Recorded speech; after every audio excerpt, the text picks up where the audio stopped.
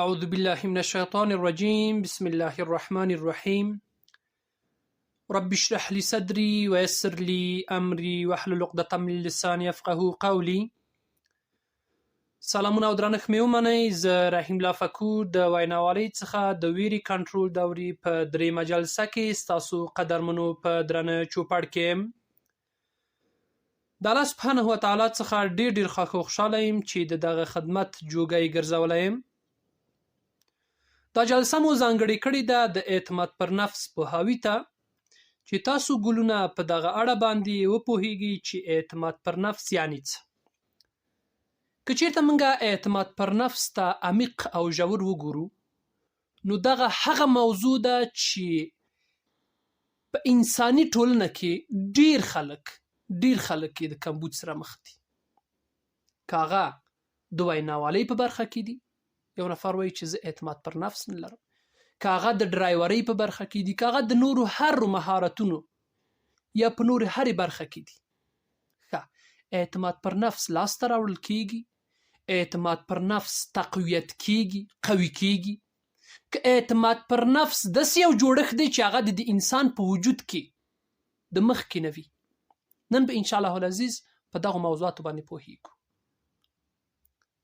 راځم بحث ته، خو مخکې دې نه چې بحث ته لاړ شو، یو مسله د یاده وتلې نه، هغه دا ده چې د تیرو 2 جلسو نه چې په لومړۍ جلسې کې موږ او تاسو راغلو، په دې بحث وکړو چې د ویرې هغه پیژندنه زموږ سره څومره کوي مرسته کوي، چې موږ د ویرې په مهال په دې باندې پوه شو چې په مغز کې څه پیښیږي. دا موضوع اړینه مسله وه او تاسو په لومړۍ جلسې کې په دې باندې وپوهیدلی. الحمدلله د لومړۍ جلسې نه چې کومه هغه نظریات مونږ ته راغلي وو، دوستانو چې کوم تمرینونه ترسره کړي وو، فوق العاده تمرینونه وو، او الحمدلله ډیرو دوستانو د لومړۍ جلسې په اوریدلو باندې ډیر تغییر کړی و. په دوهمې جلسې کې راغلو، په عزت نفس مونږ او تاسو خبره وکړه چې عزت نفس یعنی څه، او مکمل تاسو په دې باندې وپوهیدلی. ښه، د هغې سره په څنګ کې د دغې جلسې تمرینات چې دوستانو ترسره کړي وو فوق العاده وو. نظریات هم د دوستانو الحمدلله فوق العاده نظریات وو، او انشاءالله العزیز دغه ستاسو نظریات او ستاسو اخذونه د دغه جلساتو نه، ستاسو تمرینات د دغه جلساتو چې ترسره کوي، تاسو سره به ډیره مرسته وکړي د تاسو د ویرې په کنټرول کې. نن راځو په هغې موضوع باندې بحث کوو چې د نړۍ اکثریت اغلب خلک د دې سره لاس و ګریوان دي چې اعتماد پر نفس زه نه لرم. زه نشم کولی چې په یو مجلس کې خبرې وکړم، زه نشم کولی چې په یو مجلس کې خپله نظر ورکړم، زه د یو چا نه غوښتنه ولرم، زه په یو چا باندې خپله تطبیق د خبرې وکړی شم. دغه موضوعات زه نشم کولی. ښه، لومړی باید په دې باندې وپوهیږو چې اعتماد پر نفس او عزت نفس څه توپیر لري. اعتماد پر نفس یا په ځان باندې اعتماد، عزت نفس یا ځان ته ارزښت ورکول، دغه 2 موضوعګانې اساسي توپیرونه لري چې لومړی موږ او تاسو په تیرې جلسې کې په دې باندې وپوهیدلو چې الله سبحانه وتعالی په قرآن عظیم شان کې د اسراء مبارکې سورې کې راځي، فرمایي اعوذ بالله من الشیطان الرجیم ولقد کرمنا بني آدمه. یعنی دلته هغه د عزت نفس خبره موږ ته واضح شوه چې الله سبحانه وتعالی په خپل مبارک کلام کې وفرمایل چې ما انسانیت ته یا بنی آدم ته کرامت ورک. ولقد کرمنا بنی آدم، یعنی عزت نفس ورکه، کرامت و جلال ورکه الله سبحانه وتعالی انسان ته. بیا د همدغه مبارک آیت په وروستیو څو خبرو کې، په وروستیو څو مسلو کې راځي، په دې باندې مشخصه خبره کوي الله سبحانه وتعالی وفضلناهم على كثير ممن خلقنا تفضیلا. یعنی که چیرته موږ راشو دې مسلې ته متوجه شو چې بیا هلته وایي چې انسانیت ته یا بني آدم ته موږ کرامت ورکړه، بیا راځي وایي چې په اکثریتو موجوداتو، په ټولو موجوداتو باندې موږ افضلیت ورکړه. نو دلته د دغه مبارک آیت د پیغام نه موږ دا اخیستی شو چې انسان ته، بني آدم ته عزت نفس یا چې دی باید ځان ته ارزښت ورکړي. دا خبره په قرآن کې ورته اشاره شوې ده او په تیرې جلسې کې موږ مفصلې خبرې پرې وکړې. د جاسیه مبارکې سورې په 14 مبارک آیت کې هم په همدې اړه باندې چې عزت نفس څومره اړین دی او الله سبحانه وتعالی بشریت او انسانیت ته دغه عزت نفس ورکړی دی، د دغه خبرې په تایید سره الله سبحانه وتعالی د جاسیه مبارکې سورې په 14 مبارک آیت کې فرمایي اعوذ بالله من الشیطان الرجیم وسخر لكم ما في السماوات وما في الارض، یعنی مسخرم کړ ځمکې او اسمانونه انسان ته، تابع کړ. دا اړینه خبره ده. انسان ته دومره کرامت او جلال ورکړ چې ځمکې او اسمانونه او څه چې په ځمکې او اسمانونو کې دي دا ورته تابع کړ. تاسو فکر وکړئ ناظر، یو غټ فیل انسان یې کنټرولوي، یو غټ هغه پښتو کې یو اصطلاح ده وایي د غایې قدره زور یې لره، یعنی د غایې قدره زور غایې خپله یو انسان هغه کنټرولوي. تاسو لاړ شئ بحرو ته وګورئ څومره کښتیان یې کنټرولېږي، اسمانو ته وګورئ، طیرو ته وګورئ، دا ټول د انسان کرامت چې الله سبحانه وتعالی ورکړی، هغه توانایي چې الله سبحانه وتعالی ورکړې ده، دا په دې باندې دلالت کوي. اوس که چېرته موږ متوجه شو چې عزت نفس یو غټه مسله ده چې دا د الله سبحانه ورکړه ده، کرامت دی او جلال دی او ورکړه ده د الله سبحانه وتعالی انسانیت ته، انسان ته، بشریت ته. دلته اوس په همدغې خبرې باندې د انسان سکون اړینه خبره ده چې انسان راشي ځان څه فکر وکړي چې الله سبحانه وتعالی خو ماته ځمکې اسمانونه او په دوی کې چې څه دي دا یې ماته مسخر کړ، ماته یې تابع وګرځول، دومره کې جلال او دومره کې عزت او دومره کې کرامت یې ماته راکړ. اوس زه په ځان باندې څومره اعتماد ولرم، زه په ځان څومره اعتماد وکړم چې دغو موضوعاتو ته زه رسیدګي وکړی شم. یعنی که چېرته ځمکې او اسمانونه ماته مسخر دي، زه څنګه د بحر نه ګټه واخیستی شم، زه څنګه د اسمان نه، زه څنګه د ځمکې نه، زه څنګه د ځمکې او اسمانونو کې چې څه دي د دوی نه ګټه واخیستلی شم. دا خو اړینه خبره ده. او تر څو چې په ځان اعتماد ونه کړي، تر څو چې په خپل مهارت اعتماد ونه کړي، ته د دې موضوعات نه ګټه نشي اخیستلی. او دا هم زه وایم چې څو یو نفر رانشي چې هغه په غاړې مثلا مسلکي ویناوال شي، په ځان اعتماد ونه کړي، هغه هیڅکله مسلکي ویناوال نشي کېدلی. ځکه ګورئ یو څه زه باید ووایم چې د مسلکي ویناوالۍ دپاره یا د ویناوال کېدو دپاره اعتماد پر نفس یو اساسي عنصر دی چې ته باید په ځان باندې اعتماد وکړي. او که په ځان اعتماد نه کوي، دا به د الله سبحانه وتعالی د خلقت سره تر ټولو لویه جفا وي. څنګه تر ټولو لویه جفا؟ ځکه الله سبحانه وتعالی په هغه عظیم ذات باندې راغلی دی او تا ته یې لیدي، انسانه ما ته یې لیدي، موږ او تاسو ته دا خبره کړې ده. ګورئ څوک چې دغه ما خبرې اوري، موږ او تاسو ته دا خبره کړې چې تاسو ته مې ځمکې او اسمانونه مسخر کړ، تابع مې کړ. دومره اعتماد په انسان باندې الله سبحانه وتعالی وکړ. اوس همدغه انسان راځي په ځان اعتماد نه کوي، که هغه په ویناوالۍ کې دی، که هغه په یو بل مهارت کې دی، که هغه په یو بلې برخې کې دی. څنګه تاسو باید راشئ په ځان باندې اعتماد وکړئ؟ بنا اوس راځو اعتماد پر نفس ته. اعتماد پر نفس یا پر ځان اعتماد دا معنا چې زه په خپله دغه توانایي اعتماد وکړم. دلته یو حدیث دی لنډ یې راخلم. یو ورځ د ورځو نه رسول صلی الله علیه وسلم په جومات کې ناست دی، یو صحابي ورته راسي او دا صحابي ورته وایي، صحابي نه پوښتنه کوي رسول صلی الله علیه وسلم چې د کوم ځای نه راغلی؟ وایي د فلاني ځای نه. د څه شي په واسطه راغلی؟ وایي د اوښ په واسطه. اوښ دې څه؟ وایي بیرون مې پرېښوده په توکل د خدای. ګورئ دلته دغه لفظ د رسول صلی الله علیه وسلم د ډیالوګ او خبرې ته تاسو متوجه شئ چې څه ورته وایي. اعقل وتوکل، اعقل وی تړه بیا توکل وکړه. متوجه شوي خبرې ته مې؟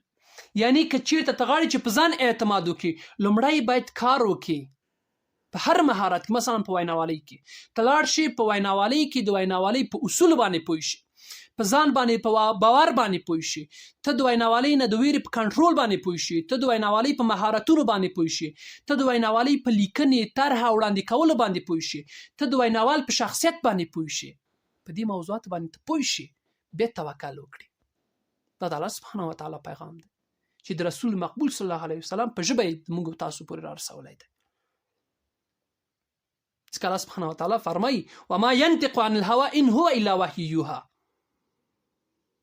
کومه خبرې چې تاسو ته رسول صلی الله علیه وسلم کوي دا د خپل د هوا نه کوي، د خپل د نفس نه، د خپل د خواهشاتو نه کوي.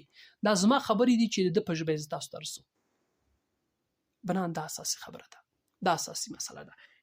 اوس چې ته په ځان باندې اعتماد کوي، ته باید څه په نظر کې ونیسي؟ ته باید د اعتماد لپاره چې ته په ځان اعتماد وکړي، په هغې برخې کې عمل په نظر کې ونیسي. چې ته په هغې برخې کې عمل وکړي، په هغې برخې کې تمرین وکړي، په هغې برخې کې کار وکړي. او دا قرآن ثابته کړې خبره ده. د عنکبوت مبارکې سورې په 58 او 59 آیت کې الله سبحانه وتعالی فرمایي: اعوذ بالله من الشیطان الرجیم نعم اجر العاملین الذین صبروا وعلى ربهم یتوکلون. ای ګورئ، نعم اجر العاملین په دې معنی چې څوک عمل کوي، چې څوک کړه کوي، چې څوک کار کوي، هغوی ته به الله سبحانه وتعالی اجر کوي. کومو خلکو ته؟ الذین صبروا، هغوی چې صبر کوي. وعلى ربهم یتوکلون، څوک چې صبر کوي او توکل کوي په الله سبحانه وتعالی. ته راغلی عمل دی وکړه. ګورئ، د عمل پاداش داسې نه دی چې ته نن عمل وکړي سبا یې پاداش واخلي. په ډیرو کارو کې، په اکثریت موضوعاتو کې ته باید لږ عمل وکړي. د عمل تکرر دی، تکرار د عمل دی. بله ورځ ته نتیجه اخلي. نتیجه او پایله څنګه اخلي؟ چې ته صبر وکړي په دې لارې کې، ته صبور اوسېږي په دې لارې کې، ته د صابرینو د ډلې او د جملې نه اوسېږي په دې لارې کې. راځي ویناوالۍ ته، ویناوالي خو په یوه ورځ نه زده کېږي. ته راشي باید تمرین وکړي، هڅه وکړي، زیار وباسي، کوښښ وکړي، تلاش وکړي، تر څو په دغه لارې کې د تا صبر وازمایل شي چې څومره ته صابر یې، ته څومره صبر کوې. وروسته د هغې نه ته به صبر کوې، توکل به په الله سبحانه وتعالی کوې، تمرین به کوې، توکل به په الله سبحانه وتعالی کوې. په ځان باندې اعتماد په دې معنا نه چې ته الله سبحانه وتعالی پرېږدي، په ځان د خپل په مهارت اعتماد وکړي. نه، څومره چې ته ماهر شي. کومه خلک کامیاب او پیروزه دي؟ هغوی چې علی ربهم یتوکلون، هغوی چې په الله سبحانه وتعالی توکل کوي. زه راغلم ویناوالۍ کې ما دا مسلک کې کړه وړه ټول خبرې مې جوړې کړې، عیار مې کړې. زه چې اوس هره جلسه ضبط کوم په بسم الله یې پیلوم. الله سبحانه وتعالی ته دعا کوم چې یا الله سبحانه وتعالی ته د ما ژبه پراخه، د ما سینه پراخه کړې، د ما د ژبې ګنډې خلاصې کړې. بیا الله سبحانه وتعالی ته زه رجوع کوم. د خبرو په لومړۍ کې، هغه په پیل کې زه الله سبحانه وتعالی ته رجوع کوم. ولې؟ ځکه چې دا ما اعتماد پر نفس نورم ډېروي. ما ته الله سبحانه وتعالی هلته وعده راکړې ده چې تاسو ته مې ځمکې او اسمانونه مسخر کړ. ځمکې او اسمانونه چې مسخر کړ نو زه به خبرې هم کولی شم، زه به د رئیس الوزرا، زه به د وزیر داخله او خارجه او د ټولو په مخ کې خبرې کولی شم. ځکه زم یو انسان یم، هغه هم یو انسان دی. ما ته هم ځمکې اسمانونه مسخر کړ شوي دي، هغه ته مسخر کړ شوي دي. په دې معنا نه دی چې هغه فلان شو زه لاړ شم د هغه نه وویرېږم. ولې؟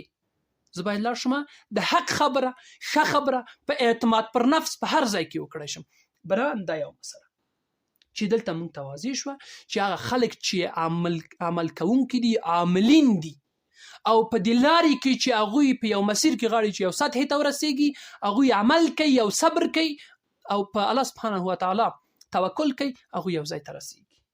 د دې سره په څنګ کې اساسي خبره، تر ټولو مهمه خبره چې ده، هغه دا ده چې الله سبحانه وتعالی موږ ته یعنې دا یې په خپله په قرآن عظیم شان کې دا خبره کړې چې د انسان د عمل سره سم زه هغه ته اجر و پاداش ورکوم، زه هغه ته پایله ورکوم، نتیجه ورکوم. د نجم مبارکې سورې په 9 مبارک آیت کې الله سبحانه وتعالی فرمایي: اعوذ بالله من الشیطان الرجیم وان لیس للانسان الا ما سعى. د انسان لاسته راوړنه د هغه د عمل نه پرته، د هغه د سعی، د تلاش او د کوښښ نه پرته بل څه نه ده. ای انسانه، ګوره د الله سبحانه وتعالی دا پیغام ته درکړی دی چې ګورې انسانانو، ګورې زما مخلوقاتو، ګورې د هغه بشریت چې تاسو مې په هر څه باندې افضل خلق کړي یاستئ، د تاسو لاسته راوړنې د تاسو د کوښښ او تلاش او د سعی نه پرته بل څه نه دي. که ته غواړې چې په ویناوالۍ کې اعتماد پر نفس ولرې، ته باید په دغې برخې کې کار وکړې، کوښښ وکړې، تلاش، زحمت، تر څو یو ځای ته ورسېږي. د دې سره په څنګ چې ته سعی او تلاش او کوښښ کوې، اساسي خبره هغه دا ده، موسی علیه السلام راځي، بیا هم د قرآن عظیم شان پیغام دی موږ ته ده. الله سبحانه وتعالی فرمایي په قرآن عظیم شان کې چې یعنی دا د موسی علیه السلام دعا ده. زه معمولا په خپل پیغام کې په خپل خبرو کې په هر ځای کې دا راوړم، په لومړیو کې البته. اعوذ بالله من الشیطان الرجیم.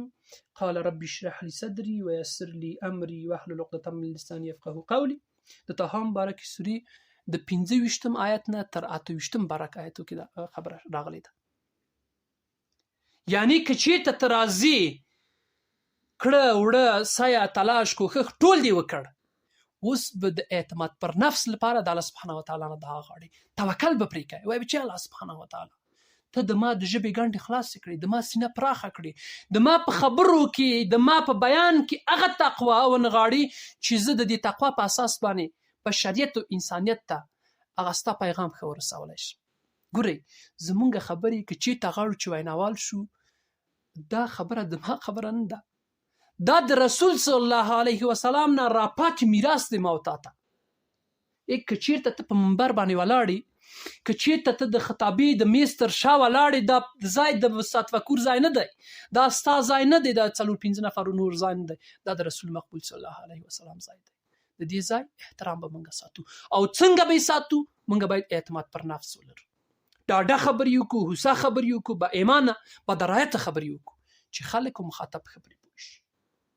بنان دا د اعتماد پر نفس معنا شوه چې موږ باید خپله کړه وړو ته متوجه شو، په یو برخې کې مهارت ته متوجه شو او توکل وکړو په الله سبحانه وتعالی. د دې سره په څنګ کې یو څه باید یادوتلی نه، هغه دا چې نړۍ د قوانینو نړۍ ده. نړۍ د قوانینو نړۍ ده. مخکې ما تاسو ته د قرآن عظیم شان مبارک پیغام راواخیست. د نجم مبارک سورې 9 مبارک آیت کې الله سبحانه وتعالی وفرمایي اعوذ بالله من الشیطان الرجیم وان لیس للانسان الا ما سعى. انسان یا انسانیت چې څومره کوښښ او تلاش کوي، دغه په اندازه به دغه کوښښ او تلاش په اندازه به دغه سعی په اندازه به دته پاداش ورکول کیږي، اجر به ورکول کیږي، د کار به په نظر کې نیول کیږي څومره کوښښ دې کړی تر ننه پورې. ته چې وایي چې ویناوالۍ کې زه کمزوره یم، تا د مکتب په دورې کې، تا د پوهنتون په دورې کې، تا په نورې دورې کې څومره کوښښ کړی دی، خو موږ تاسو خو کوښښ هم نه دی کړی.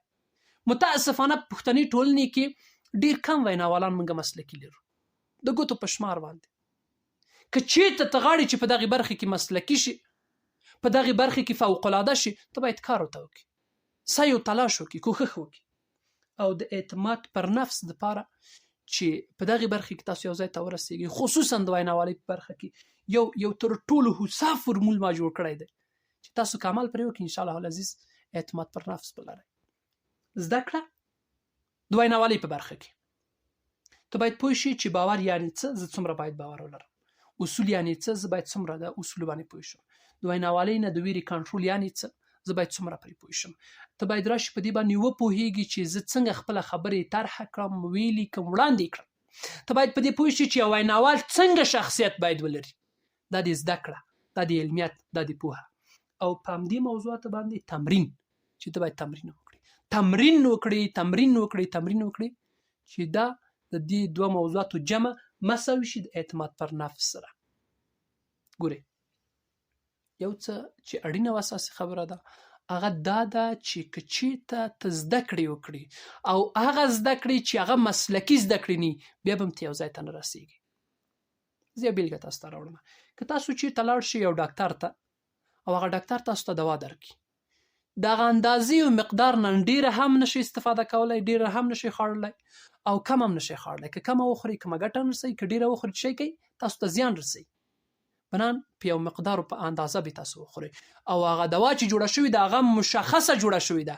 یعنې تعامل که تاسو مکتب کې کیمیاوي تعاملات ته متوجه شوي یاستئ، مثلا که زه راشم تاسو ته یو هوسا بیلګه راوړم، H2O یو هایدروجن 2 اکسیجنه د دې نه څه جوړېږي؟ اوبه جوړېږي. که یو هایدروجن 3 اکسیجنه شي د دې نه خو اوبه بیا نه جوړېږي. بنان ډېری دوستان ماته دا پیغام کوي چې استاد فکور ما تمرین وکړه خو دومره ګټه ونه رسوله، یا ما زده کړې فلاني ځای کې ما زده کړې وکړې دومره ګټه ماته ونه رسوله.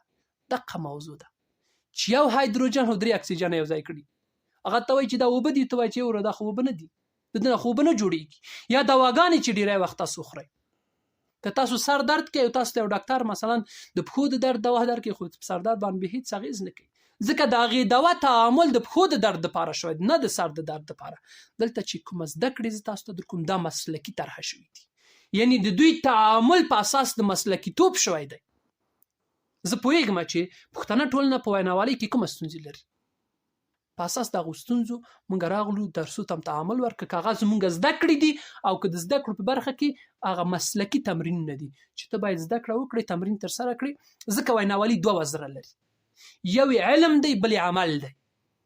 که یو نفر علم ولري عمل یې ونه کړي هغه هیڅ ځای ته نه رسېږي، که یو نفر هر څومره عمل ولري ولې علم مسلکي علم نه وي هغه بیا یو ځای ته نه رسېږي. دا دواړه وزر باید یو ځای لاړ شي چې یو الوتونکی پرې والوځي.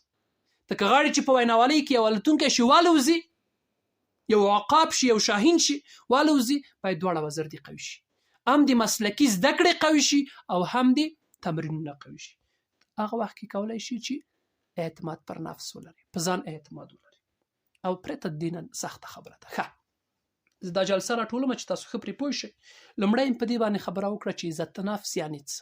عزت نفس یو بسته ده چې الله سبحانه وتعالی ستا په وجود کې تا ته درکړې ده، او دا په قرآن عظیم شان کې د بېلابېلو آیتونو موږ تاسو ته ثابته شوه چې ما الله سبحانه وتعالی فرمایي چې ما انسان ته ځمکه او اسمانونه مسخر کړي دي، د هغې سره په څنګ کې کرامت ورکړی دی انسان ته، د هغې سره په څنګ کې افضل یې خلق کړی دی د نورو مخلوقاتو څخه. د عزت نفس چې الله سبحانه وتعالی تا ته دومره کرامت درکړی، نو ته به ځان ته ولې کرامت او جلال او عزت او احترام نه ورکوې؟ دا مسله د عزت نفس شه. د هغې سره په څنګ کې توپیر د اعتماد پر نفس سره. په دې معنی موږ راغلو په دې خبره وکړه چې اعتماد پر نفس دا چې الله سبحانه وتعالی تا ته دومره کوي عزت درکړی، همدغه عزت چې ته ځان ته ورکوې، همدغه اعتماد چې الله سبحانه وتعالی په تا کړی او تا ته یې ځمکه او اسمانونه مسخر کړي دي، ته چې په ځان اعتماد کوې دغه ته اعتماد پر نفس وایي. یعنې موږ ویلی شو چې دا یو برخه د عزت نفس ده، اعتماد پر نفس یو برخه یې ده. اوس ته په خپله کړو وړو کې که هغه ویناوالي ده، که هغه ډرایوري ده، که هغه اشپزي ده، که هغه لامبو وهنه ده، که هر شی ده، ته په ځان څومره اعتماد لري، څومره اعتماد لري. هغه اعتماد چې الله سبحانه وتعالی په تا کړی، آیا د هغه اعتماد احترام تا کړی دی؟ او که احترام نه کوي، په ځان اعتماد نه لري، دا لویه جفا ده د الله سبحانه وتعالی د خلق سره چې ته خپله یې بنان ځان سره به جفا نه کوو، په ځان به اعتماد کوو. او اعتماد د څه شي نه راځي چې نعم اجر العاملین، یعنی که څو ته مثلا عمل ونه کړي یو ځای ته نه رسېږي. ښه، دغه عمل دغه نعم اجر العاملین کومه خلک دي؟ الذین صبروا وعلى ربهم یتوکلون، څوک چې صبر کوي او توکل کوي. دلته تا ته خبره معلومه شوه چې اعتماد پر نفس یعنې څه. څوک چې صبر کوي، څوک چې عمل کوي، څوک چې توکل کوي، هغه خلک یو ځای ته رسېږي. په بل مبارک آیت کې دا خبره واضح شوه موږ ته چې د موږ د سعی، کوښښ او تلاش په اساس باندې موږ ته هغه څه چې راکړل کېږي هغه د موږ د سعی، کوښښ او تلاش په اساس راکول کېږي. او د هغې سره په څنګ کې تاسو ته د موسی علیه السلام دعا واضح کړه. دعا واضح شه، رب اشرح لي صدري ويسر لي امري واحلل عقدة من لساني يفقهوا قولي. یعنی د سینې د پراختوب، د ژبې د ګنډې د خلاصېدو غوښتنه یې کړې موسی علیه السلام. ورسره په څنګ کې تاسو تر ټولو ساده او هوسا فرمول ما تاسو ته ویل چې زده کړې به کوئ، د هغې سره په څنګ کې تمرین، مسلکي زده کړې، مسلکي تمرینونه چې تاسو یو پایلې ته ورسئ. او الحمدلله تاسو دغه ځای ته چې راغلي یاستئ، دا تر ټولو هغه ډاډمن ادرس دی چې تاسو د خپله هیلې ته چې هغه ویناوال کېدل دې رسئ که د خدای پاک رضایت وي. ښه، موږ په هرې جلسې کې تمرین لرو، په هرې جلسې کې، یعنی په لومړۍ جلسې کې، په دوهمې جلسې کې، نن چې دریمه جلسه ده د ویناوالۍ څخه د ویرې د کنټرول دورې، دریمه جلسه چې اعتماد پر نفس و. انشاءالله العزیز تاسو په اعتماد پر نفس پوه شوي یاستئ، او د دغې جلسې تمرین چې کوم دی دا به تاسو ترسره کوئ هرومرو. دوه تمرینونه دي. 5 هغه ځایونه پیدا کړئ چې تا په ځان اعتماد لره او یوې پایلې ته ورسېدلي. 5 هغه ځایونه چې په ځان د اعتماد لره او یوې پایلې ته ورسېدلي، او 5 هغه ځایونه چې تا په ځان اعتماد نه لره، د خپل په هغه برخه کې چې تا مهارت لره، په هغه مهارت اعتماد نه لره او ته یوې پایلې ته ونه رسېدلي. دغه 10 ځایونه به په خپله کتابچو کې ولیکئ. ما تاسو ته د نوټ خبره کړې وه، نوټونه اړین دي، اساسي دي. نوټ به هم اخلئ او دا به په خپله کتابچو کې ولیکئ. انځور به یې ما ته راواستوئ. په وټساپ کې د ما ادرسونه شته دی، یا په ټلیګرام کې د ما ادرسونه شته دی. انځور به ما ته راواستوي، ضبط شوی وایس د خپله خبرې به ما ته راواستوي چې ما دغه 5 ځایو کې اعتماد پر نفس لره، دغه پایلې ته ورسېدلم او دغه 5 ځایو کې مې اعتماد پر نفس نه لرو پایلې ته ورسېدلم تر څو تاسو ذهنیت واسي چې واو که زه اعتماد پر نفس یا په ځان اعتماد ولرم نو زه پایلې ته رسېږم او که نه لرم پایلې ته نه رسېږم. دا ستاسو تمرین شو ان شاء الله العزیز چې هم په جلسې هم په تمرین تاسو پوه شوي یاستئ. دا جلسه هم دلته پای ته رسېږي تر بیا او بلې جلسې چې زه رحیم الله فکور ستاسو قدرمنو درنه چوپړ ته حاضرېږم. تاسو پاک او بخښونکي رب سپارم. ښې چارې